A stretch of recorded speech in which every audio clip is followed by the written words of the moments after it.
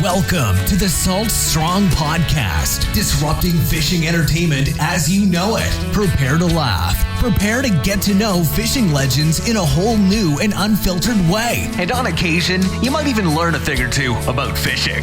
Here's your host, Joe Simons. Like diamonds. The summertime lure hack and rigging hack. Everybody, Joe Simons, like diamonds. Hey, I'm Luke Simons. Like diamonds. So we were chatting, Luke and I were chatting earlier this week, and I was trying to come up with new ideas. And I said, what do you got for the podcast this week? The pod, if you will. And Luke said, dude, we got to talk about this rigging hack that's crushing it, especially in the warmer months. We're here.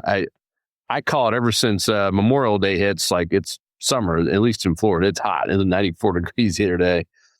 So what do we got, dude? What's the deal?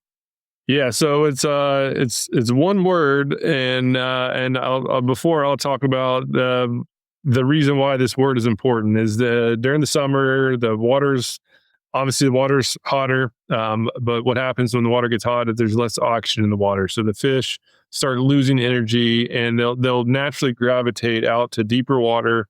So the fact they're in deeper water and they're not quite as energetic, the one word is weedless rigging. So weedless is the term. So whether shrimp lures or swim baits, rigging weedless has been the biggest game changer for me personally. And I was actually out this morning, caught a slam in the first 20 minutes, and it was not even good tides. Just skipping weedless lures today I was going under docks. There's some heavier options where I was taking this out on the reef last week and getting snook and cobia, plus some grouper. And this is a 1 ounce jig head, but whether it's 1 ounce or half or a quarter ounce or 3/16, whatever, as long as it's weedless, it significantly increases the odds of getting strikes because now you can actually deliver the lure right where the fish are holding, which is tight to structure. And of course, jig head size will be dependent on the depth that's being fished. But yeah, so I was literally skipping under docks for 2 hours a day, and I didn't get snagged a single time, and still got a good amount of fish. So before I would use normal jig heads, and half the time I'd spend re-rigging because a lot of docks, especially the better ones, have some rocks and some stuff on the bottom, and anything like an exposed hook, it just gets snagged. And you end up catching the bottom a whole lot more than fish. So, when would you not use this? When would be an example so now that you would not use it? Yeah. So now, really, the key times that I don't use it are when I'm fishing the beach, like when I'm fishing surf. Like I have a report doing that as well. Obviously, if you're fishing bottom where there's nothing to get snagged on, then you don't need to go weedless because going weedless, even though this is the jig head that's by far my favorite. Even though there's a nice gap, you can see this gap. Basically, the more the gap, the better the hook set. Because when you set the hook, it shoots it.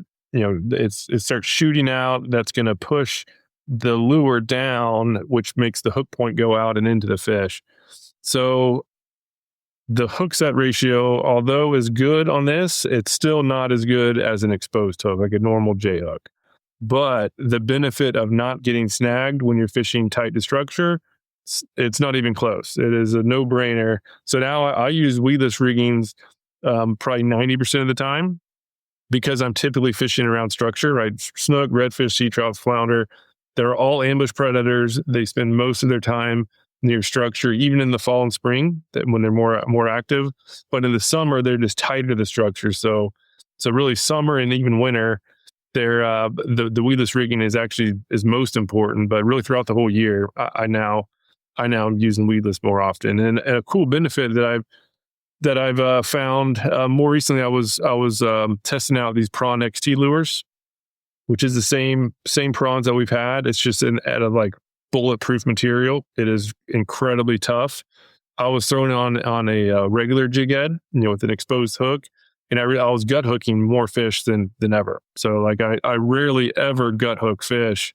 So like for catch and release, this type of rigging, the weedless rigging, does a good job of getting right in the corner of their mouth rarely ever do I gut hook a fish with the weedless compared to, the J hooks that have a propensity to do that.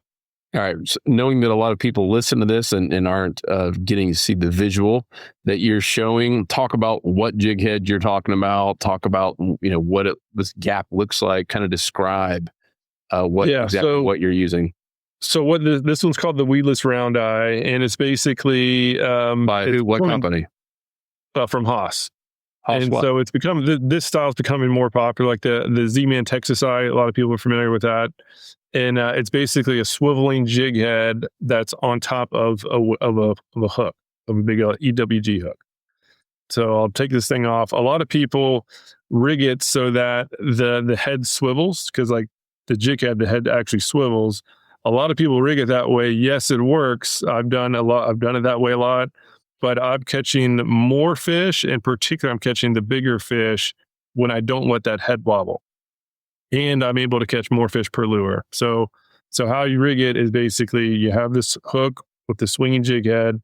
Is my strategy on rigging is to cover this entire gap, with material, right? The more material, because this bend in the hook is what holds the lure on, and the more material you have above the bend, obviously means the more material that's holding your lure in place, which means you can catch more fish per lure. So rigging is super easy. Just go right up the top. I go down 1/2 inch because that's the amount of gap here. Go down 1/2 inch, push it down. It'll twist around. So there you can see I pinned the head. Now that head is not shaking. And then just take the hook right through natural point, and boom, that is mostly weedless. And when I was like this morning when I was skipping docks, it's called skin hooking, where I push the material up and get that hook point in the material. And so now I can bounce off of dock pilings, no problem. I do this off of jetties too, and passes and inlets. So now I can bounce through all the rocks without getting snagged. And again, the hookup ratio, once a fish hits it, it squeezes down and it'll dislodge the hook and fish on. So this is the best ratio of not catching the bottom while also catching fish that I've ever used. Cool. To clarify, that's the Haas, and that's only at fishstrong.com. I think a lot of people that maybe haven't heard of it, like, what's Haas? Where do I find it? So yeah, fishstrong.com. And of course, if you're an insider member, Salt Strong Insider member, you get 20% off all that, all day, every day, and some pretty cool bundles as well. And that was the prom. When does this extra tough material come out? When does that happen? And on the prom? Yeah, so that'll be toward either the end of June 2026 or early July. So coming up pretty soon, and they're bulletproof. So this is the exact one I was using. This is the one I was using last week at some reefs. And you can see like this head was brand new when I started using it, and so was the lure. I caught a snook. I had a really big either Kobe or snook on that I ended up losing, but I caught multiple grouper, couple flounder, and countless little small reef fish that are just pecking at it. And it's got both eyes. Like the lure is in perfect condition. Typically, like a normal plastisol lure, I would have gone through probably like 4 or 5 of them on the amount of time that I was using this. And this thing, it is close to bulletproof as possible. And it still has some flexibility where it still has some good action in the water. So this is going to be really, really good. We're going to have it in the original, which is the 4.3 ounce inches. And also the junior on this first iteration. And then we have a 2.5 incher that'll be coming out for the winter for some sheepshead action. So yeah, very impressed with that. And same thing, right? Same rigging. I pin the head so that it is mostly fixed, and that seems to fool those bigger fish. Yeah, I've found that still catch a ton of fish even if you don't pin the head. I think you pointed out that you've caught bigger fish, and maybe more for you personally, but I have seen a lot of people that aren't pinning it. Have we done a side by side? I'm curious. Yeah, I mean, I used to not pin it, and then I was just going through lures too fast. And when I started putting more material up here, which ended up pinning the head, I realized I was catching more big fish. And I think the reason why is because it looks more natural. Like this is the actual one I was throwing today. The line's a little bit beat up, but I have yet to see a shrimp or a bait fish that has a head that sits there and wobbles. So these fish aren't smart, but they're not stupid. So like if you're swimming something and then you start, then you either twitching or you're swimming and let it drop. If you don't pin it, that head will corkscrew down. It'll go like that, and no actual prey does that in real life. And so I think these bigger, smarter fish, that turns them off and they won't hit it.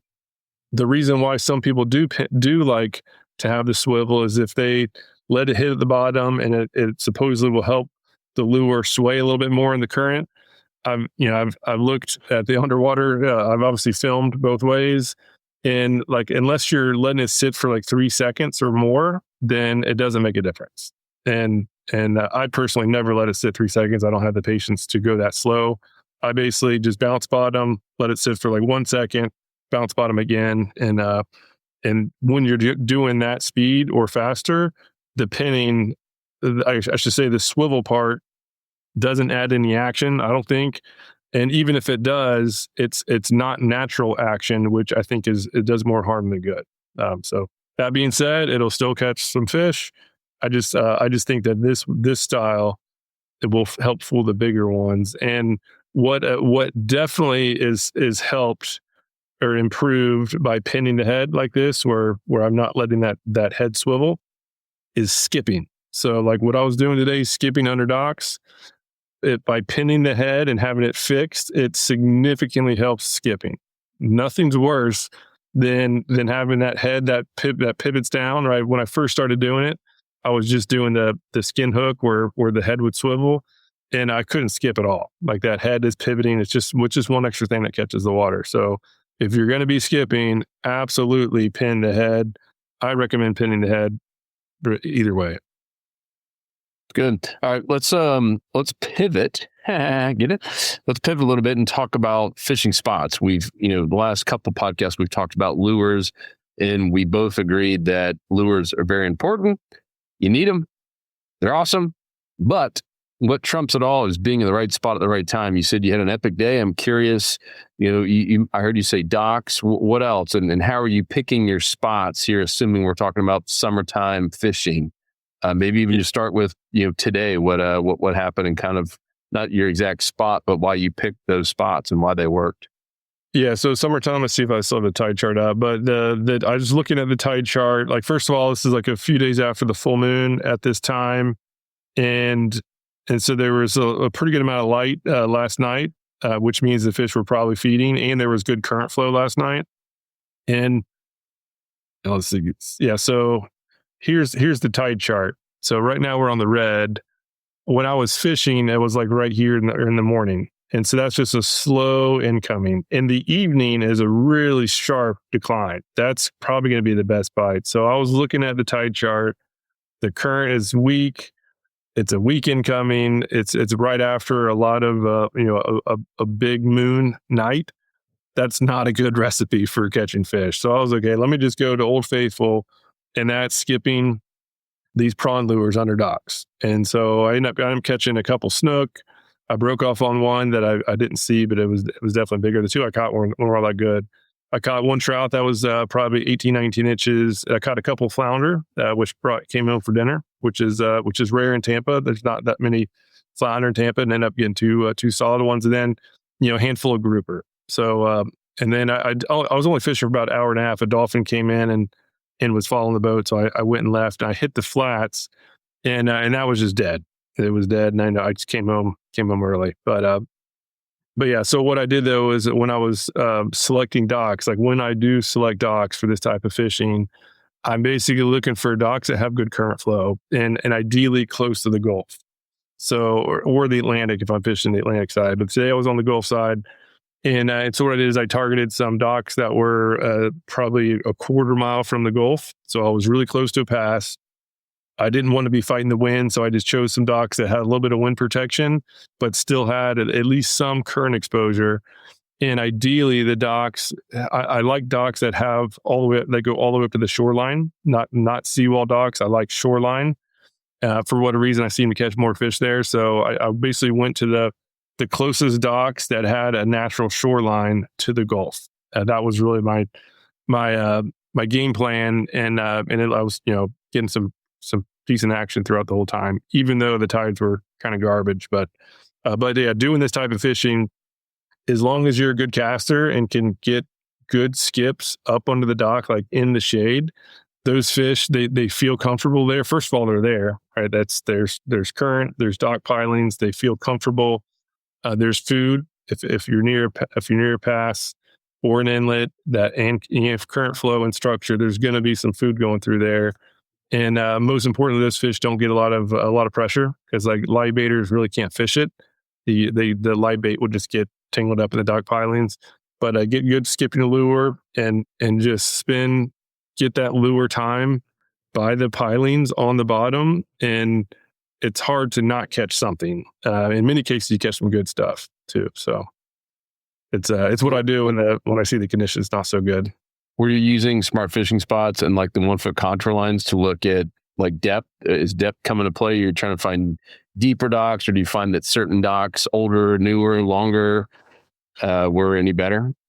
Yeah, I mean, if I was going to a new area, I would have been using the 1 foot contour line. I was fishing an area that I used to live near, so I didn't do that. But yeah, so I obviously like to have some deeper docks, and the more into the summer, the more important the deepness is. For now, like we're early summer, so I was actually seagrass was another factor. So this one little zone has some seagrass plus a natural shoreline and docks. So seagrass was kind of like the unique factor that maximizes action. But anything, right? If there's a stretch of docks that have rocks where the other docks don't, fish those docks. Like fish those rocks, and just like always, right? For dock fishing, a brand new dock is not nearly as good as those old crusty docks with barnacles, 6 inches off the thing. So the more gnarly the pilings look, the better it typically is. But it seems like this area, I guess this got beat up by some hurricanes. Like almost all the dock pilings are brand new. So I didn't really have the crusty docks to fish. It was really just skipping up under every single dock. I don't know how many I fished, probably 20 or 30, but yeah, it's all about practice skipping, as let's say the most important thing when doing that. And really nice. Right. Yeah. Well, two things. Let's go on the rigging, because you mentioned it. What were you using? What size Haas jig head, and talk about the importance of making sure it's on the bottom when you are fishing docks in the summer? Yeah. So, dock fishing, I try to go with as light as possible of a jig head that allows me to get on the bottom, because every slight increase in weight you have on the jig head, it significantly decreases the skippability. So today I was fishing anywhere from 2 feet of water down to about 8 feet of water, and the 1/4 ounce is my go-to. So I can easily, of course, hit the 2. It's not too heavy. It's not like beating up the bottom in the shallow water. It's light enough to skip, but it's heavy enough to get down to the deeper water. I just have to give it more time. So, and sometimes like if fish are more aggressive, or the fish are always holding on the outside, and I'm fishing 8 feet of water, sometimes I go up to a half ounce jig head. But today the water was a little bit higher. Some of these docks were long, so I was kind of fishing the entire span of the dock. And so when I do that, it's the 1/4 ounce. 1/4 ounce is my go-to. And we have 2 sizes on the Prawn USA lures. The original one is my go-to. It skips better. And I think more importantly, it weeds out some of the smaller fish. I'm typically going after bigger fish when I do this. And so if I want to catch the most fish, I'll put the junior on, because now I'm catching the mangrove snapper and the smaller species, whereas this bigger one, it'll weed out most of the mangrove snapper. If I do catch a mangrove snapper on it, it's a big one when it hits the bigger lure. But in most cases, I'm going after the snook, redfish, flounder, all of which and trout, all of which can easily suck down a 4.5 inch lure. So Another question we get a lot is we have the football jig heads also. And I do use those a lot as well. And some people I say, when do you use the football versus the round one? If I'm only going to use the prawn lures, I throw the football. And this day in particular, I was going to fish some oysters afterwards. And when doing that, I prefer paddle tails. And so with paddle tails, I prefer the round. The round is just a good all-purpose shape of a jig head. For football, if I'm always bouncing bottom or dragging, the football is slightly better because it'll sit on the bottom and it won't pivot. It'll that football shape kind of helps it stay keeled, but it really doesn't matter that much. The actual weight to make sure that you're able to get on the bottom and the fact that you can skip, the weight is way more important than the shape. So a lot of people get. I think we get a lot of questions about the shape of the jig head, and it doesn't really matter that much. Either way works. It's good. Let's go back to the docks. Did you find it was like a 90-10 zone? You said you fished, let's just say 20 of them, and that was, a few held all the fish, or were getting bites everywhere? Yeah, I mean, it was kind of sporadic. But yeah, for these docks too, typically when there's one fish, there's more. And so every time I either caught something or got a strike, I made sure to get some more casts up under that dock. So the first flounder was caught after I caught a snook. So I caught a snook under one, released it, and then started pitching up under it again. And then a couple casts later, caught a flounder. So, but there wasn't any that had like 5 fish. It was just like 2 max, and then going to the next one. So they were more scattered. Yeah, I would harp on and just be a repeater that in general, there is a 90-10, whether Luke happened to be on a 90-10 section of the huge dock line, or if you have 20 docks and there's going to have 3 or 4 that have the majority of the fish, don't be afraid to move. Some people, get there and they're like, this looks so perfect. And you just keep fishing this dock and you're casting for an hour. Like, no, keep moving. How often are you moving? Oh, the whole time. Yeah. So I mean, how many casts would you do under each dock, I guess, is a different way to ask. Oh, yeah, I'll try to do 3.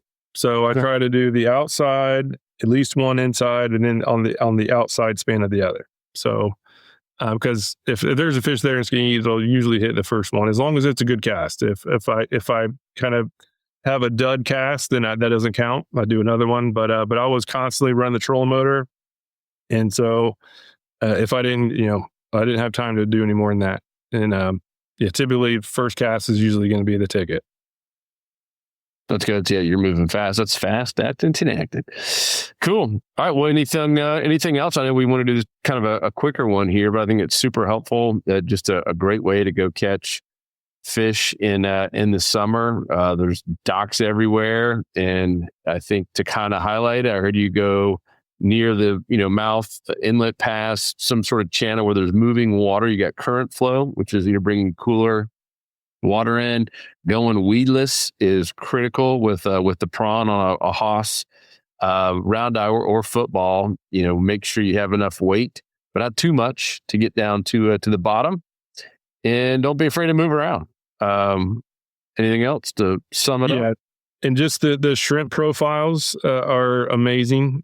For many years, I would only use paddle tails, and obviously they do work great too. But for fishing docks, especially if the fish aren't super aggressive, that like this Prawn USA, it has a perfect silhouette of a shrimp, and I just always use the natural color. It's hard to beat looking like a natural shrimp and getting this thing on the bottom, bouncing structure. It is shockingly effective. This is when I'm struggling, if I'm on a like today where the tides aren't very good, this is the one that always bails me out. Rig it weedless, get it near structure, whether it's dock pilings, rocks, oysters, seagrass. It flat out always works. I even caught a triple tail today too. I was going by a buoy, saw a triple tail.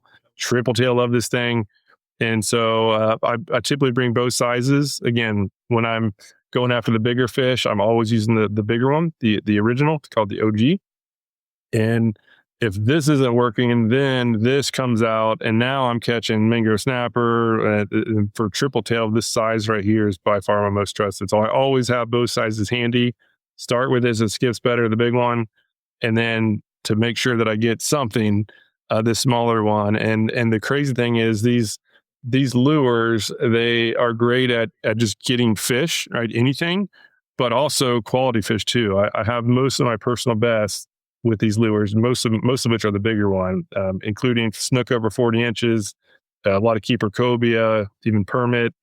It is really effective. I did myself a disservice by only using like paddle tails and jerk baits for many years. I thought shrimp lures were going to be too slow to bother with, but they are incredibly effective, especially in the summer and in the winter when you have to go slow and low, get it by the structure. And the fact that these can be rigged weedless on all depths ranges, really from 10 inches all the way up to 200 feet, where we have a 2-ounce jig head.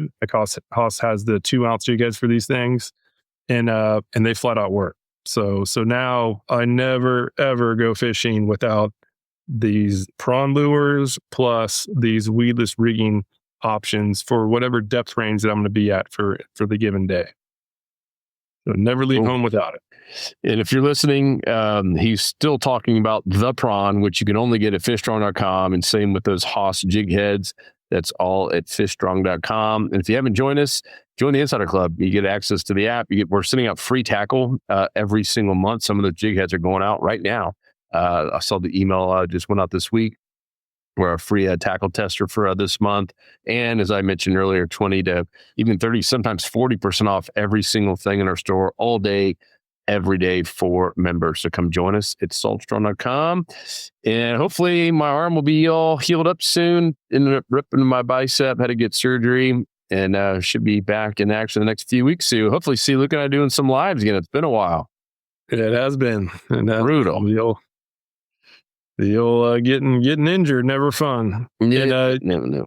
And yeah, so these jig heads, these exact ones that I was using today and that we've been talking about, these are the tackle tester for the week, for the month. So 3 packs of these things. They're awesome. They work on all soft plastics, and you can customize it based on depth, lure size, and we even have a rigging chart to make sure that you match the right depth, the right weight for whichever lure you're using and whatever depth range you're using it. So when you get that depth right, everything else is easier.